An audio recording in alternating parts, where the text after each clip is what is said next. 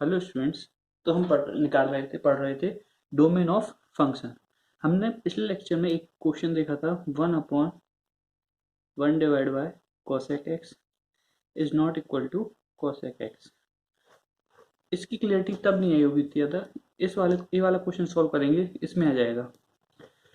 अगर हमारा फंक्शन है, हमें डोमेन निकालना है 1/1 डिवाइड बाय साइन एक्स का, हमें डोमेन निकालना है। इसका क्वेश्चन है हमारे पास 1/1 साइन एक्स। तो जब भी मैंने बताया था, तो इसमें क्या बोला था मैंने कि अगर 1/a टाइप का कोई फंक्शन होता है तो a को एक तो जीरो नहीं होना चाहिए और a को डिफाइंड होना चाहिए। क्या a को जीरो नहीं होना चाहिए और a को डिफाइंड होना चाहिए। तो सबसे पहले हम कंडीशन लगाते हैं। अगर ये पूरा हमारा क्या हो जाएगा, a हो जाएगा, तो 1/sin x ये कभी भी वैसे भी जीरो होने वाला, it will never be zero. ये जीरो तो कभी होगा नहीं। अब हम देख लेते हैं डिफाइंड कब कब होगा। 1/sin x, अगर इसको टू बी डिफाइंड, इसको अगर डिफाइंड होना है, अगर 1/sin x को डिफाइंड होना है तो sin x को क्या होना चाहिए, sin x को जीरो नहीं होना चाहिए।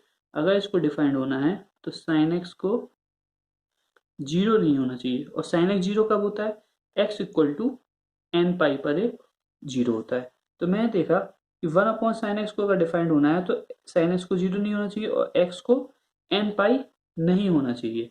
x को एन पाई नहीं होना चाहिए। तो अगर x को एन पाई नहीं होना चाहिए तो ओवरऑल हमारा फंक्शन से क्या निकला, हमारा x किसको बिलोंग करेगा, x में से रियल नंबर तो सारे आ जाएंगे, बस कौन से नंबर छोड़ के, यहाँ पर x की वैल्यू क्या है, एन पाई। तो x minus n pi, n belongs to integer. तो हमारा डोमेन ऑफ फंक्शन क्या आ गया, x belongs to real number minus n pi और n belongs to integer, i for integer. अब मैं देखूं 1/1 साइन एक्स, अगर वैसे सॉल्व किया जाए, अगर इसको हम नॉर्मल, अगर इसको n इसको ऊपर ले जाए तो ये हो जाता है हमारा साइन एक्स। और साइन एक्स का क्या होता है, डोमेन क्या होता है हमारा साइन एक्स का, r रियल नंबर। लेकिन यहाँ पे 1/1 साइन एक्स का डोमेन क्या है, हमारा डोमेन ऑफ फंक्शन आया है r माइनस एन पाई। तो इससे हम क्या बोल सकते हैं कि 1/1 sine x is not equal to sine x, क्योंकि दोनों फंक्शन के डोमेन अलग अलग हैं, तो ये दोनों इक्वल हो ही नहीं सकते। और दोनों इक्वल ऐसे सिमिलरली हम कह सकते हैं 1/1 कोसेक एक्स और कोसेक एक्स भी दोनों इक्वल नहीं होंगे। तो अगर हमें किसी भी फंक्शन का अगर डोमेन निकालना है तो हमें उसी फंक्शन को ज़्यादा मैनिपुलेट या नहीं करना है, या उसमें किसी और चीज़ की वैल्यू नहीं रख देना है। हमें जिस फॉर्म में दिया गया है फंक्शन, उसी फॉर्म में हमें फंक्शन का डोमेन निकाल देना है। अब हम देखेंगे कुछ, जैसे लॉग हुए, एक्सपोनेंशियल फंक्शन हुए, ट्रिग्नोमेट्रिक फंक्शन हुए, ये फंक्शन जहां जहां डिफाइंड है उन वैल्यूज को हम क्या करेंगे, नोट कर लेंगे कहीं पे एक जगह। तो हमें क्या होगा, क्वेश्चन सॉल्व करने में इजी होगा। जैसे domain of some important function,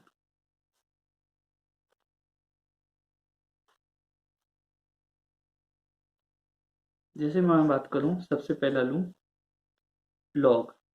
log अगर मैं लेता हूं यहाँ पर बी, लॉग ए बेस बी। अब मुझे पता है कि जब भी हम लॉगरिथमिक फंक्शन लेते हैं तो इसका ए क्या होगा यहाँ पे आर्गुमेंट और बी क्या होगा यहाँ पे बेस। तो जो आर्गुमेंट है ए है वो हमेशा जीरो से बड़ा होना चाहिए। आर्गुमेंट क्या होना चाहिए, हमेशा जीरो से बड़ा होना चाहिए। और ये तो कोई फर्स्ट कंडीशन। और सेकंड कंडीशन क्या होगी, बी जीरो से बड़ा होना चाहिए और बी किसके बराबर नहीं होना चाहिए, 1 के बराबर नहीं होना चाहिए। बी क्या होना चाहिए, जीरो से बड़ा होना चाहिए और बी 1 के बराबर नहीं होना चाहिए। तो ये सेकंड कंडीशन आ गई।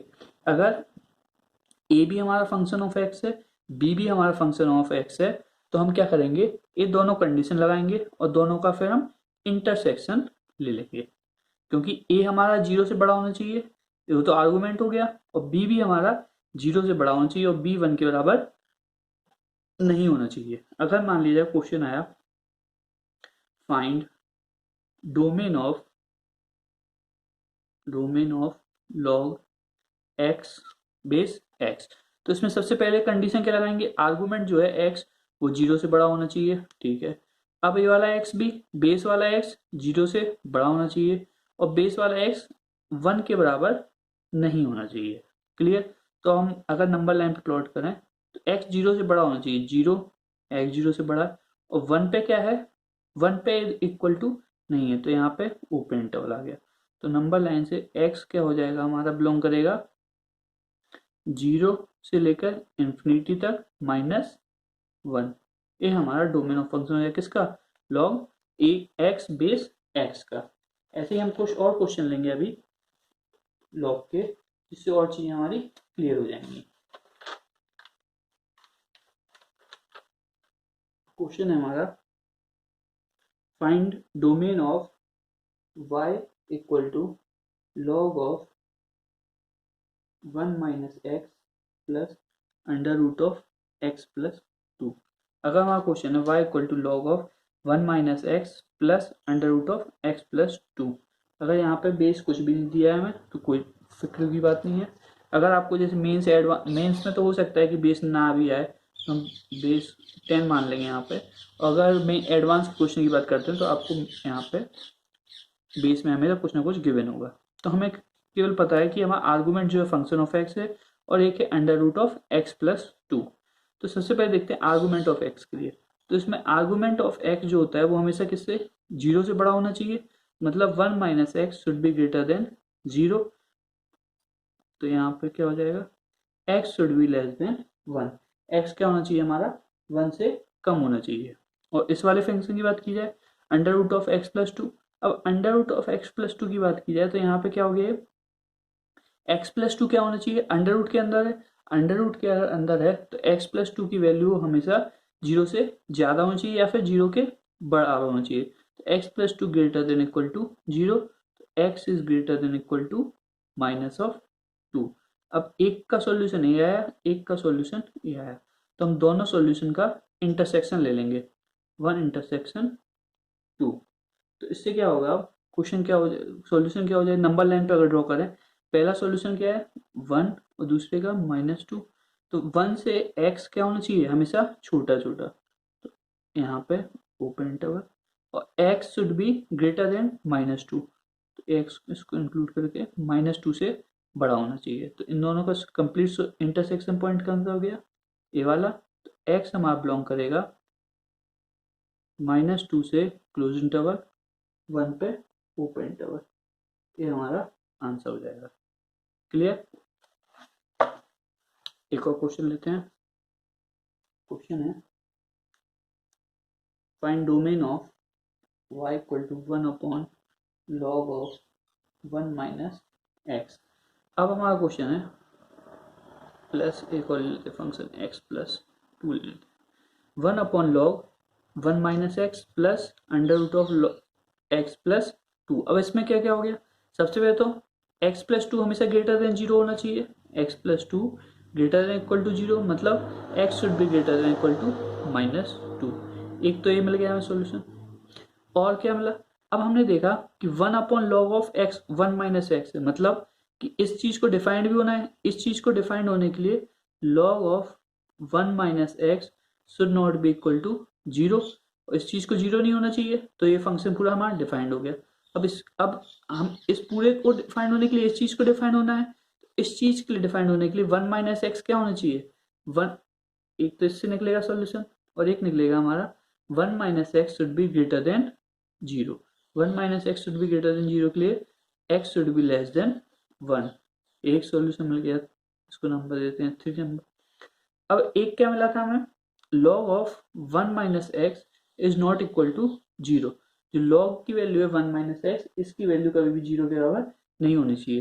तो लॉग की वैल्यू 0 कब होती है, अगर मैं ग्राफ देखूं लॉग का,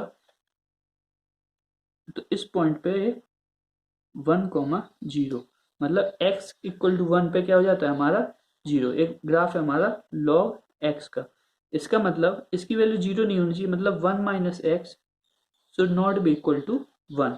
1 माइनस एक्स किसके बराबर नहीं होना चाहिए, 1 के बराबर नहीं होना चाहिए। x should not be equal to 0, मतलब x की वैल्यू 0 नहीं होनी चाहिए। अब मैं इसको नंबर देता हूँ सॉल्यूशन नंबर 2। तीनों सॉल्यूशन का अब क्या लेंगे हम, इंटरसेक्शन लेंगे, 1 इंटरसेक्शन 2 इंटरसेक्शन 3, तीनों का अगर मैंने इंटरसेक्शन लिया तो क्या आएगा, -2, 1, 1 से छोटा छोटा, -2 से बड़ा, और 0 पे ओपन लगा हुआ है, और 0 को नहीं लेना। तो कौन सी वैल्यू आएंगे अब हो जाएगा x बिलोंग्स टू -2 से 0 ओपन इंटरवल यूनियन 0 से लेकर 1 ओपन इंटरवल, या फिर इसको ऐसे ले सकते हैं x बिलोंग्स टू और x बिलोंग्स टू -2 से लेकर 1 -0। ये हमारा आंसर हो गया। एक और क्वेश्चन लेते हैं हम। क्वेश्चन है हमारा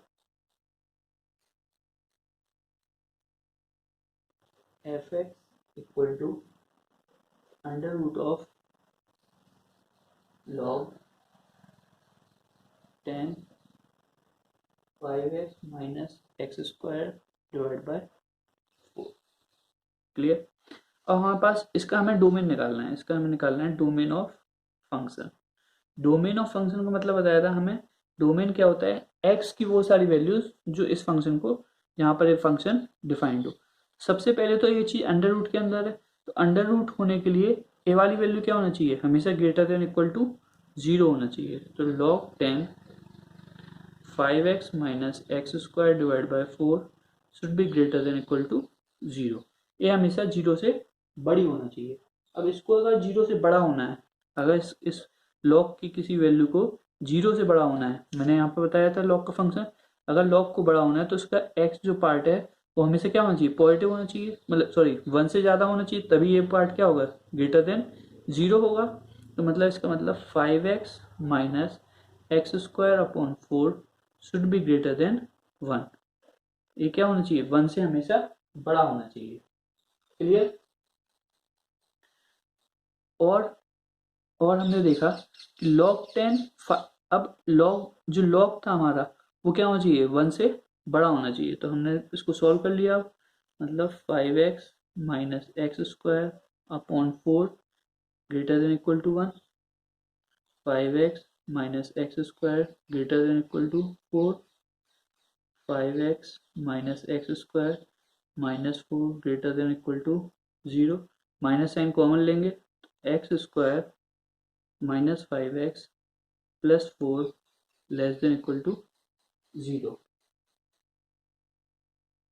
x square minus 4x minus x plus 4 less than equal to 0।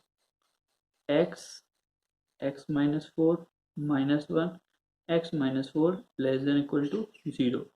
X minus 1 x minus 4 less than equal to 0। तो इसके रूट्स क्या क्या होगा, 1 और 4। नंबर लाइन पे प्लॉट किया, 1 और 4 वेवी कर्व मेथड से, प्लस माइनस प्लस। अब हमने देखा हमें कौन सा पार्ट लेना है, लेस देन 0 का। तो लेस देन 0 कहाँ पे होगा, यहीं पर, x बिलोंग्स टू 1 से लेकर 4। ये हमारा डोमेन ऑफ फंक्शन रहेगा। क्या था हमारा क्वेश्चन, क्वेश्चन था हमारा under root of log 10 5x minus x square upon 4। तो इसके लिए हमने देखा कि हमारा जो भी अंडर रूट का पार्ट है वो हमेशा ग्रेटर देन इक्वल टू 0 होना चाहिए। तो ग्रेटर देन इक्वल टू 0 किया। अब इसको ग्रेटर देन इक्वल टू 0 होने के लिए ए वाला पार्ट क्या होना चाहिए, हमेशा ग्रेटर देन इक्वल टू 1। और अगर ए वाला part greater than equal to 1 है तो लॉग हमारा डिफाइंड भी होगा, क्योंकि ये चीज़ तो हमेशा क्या होना चाहिए, ग्रेटर देन इक्वल टू 0 ही चाहिए थी जब लॉग को डिफाइंड होने के लिए। और अभी हमारे पास कंडीशन क्या आई है, हमारे पास तो कंडीशन आई है कि इसको ग्रेटर देन इक्वल टू 0 होना चाहिए। और इस पूरे को ग्रेटर देन इक्वल टू 0 होने के लिए 5x minus x square upon 4 को 1 से बड़ा होना चाहिए। तो हमने यहाँ पे सॉल्व कर लिया इसको। तो x equal to belongs to आया 1 से लेकर 4 क्लोज इंटरवल। क्लोज इंटरवल क्यों आया, क्योंकि यहाँ पे इक्वलिटी का निशान आ रहा था। Clear I think. एक और क्वेश्चन देख लेते हैं।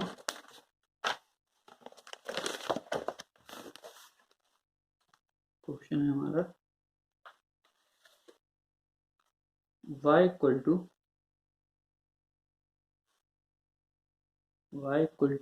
log of 4 log of 5 log of 3 8x minus x square minus 77। अगर ये क्वेश्चन है, इसको हम दो तरीके से देख सकते हैं। मेथड 1, अगर मैं सबसे पहले देखूं तो मैं देखूं कि log 4, अगर इस पूरे को log को डिफाइंड होना है, इसका मतलब कि जो ये वाला पार्ट है इसको क्या होना चाहिए, 0 से बड़ा होना चाहिए। मतलब अगर इस पूरे log को डिफाइंड होना है तो इस वाले जो भी इसका आर्गूमेंट, इस log 4 अगर 4 बेस है तो ये पूरा आर्गूमेंट हो गया। तो मतलब इस आर्गूमेंट को किससे, 5 से बड़ा होना चाहिए, 1 से बड़ा होना चाहिए, सॉरी, इस आर्गूमेंट को 0 से बड़ा होना चाहिए। log base 5 log 3 8x minus x square minus 77 should be greater than equal to 0।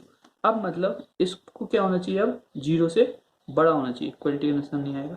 अब इस पूरे को 0 से बड़ा होने के लिए हमने देखा अभी log का जो ग्राफ बनाया था कि अगर इस पूरे को 0 से बड़ा होना है, मतलब इस ऊपर ही ऊपर वैल्यू आना है, मतलब x की वैल्यू, जो भी आर्गूमेंट की वैल्यू है log x की वैल्यू क्या होनी चाहिए, 1 से ज्यादा होनी चाहिए।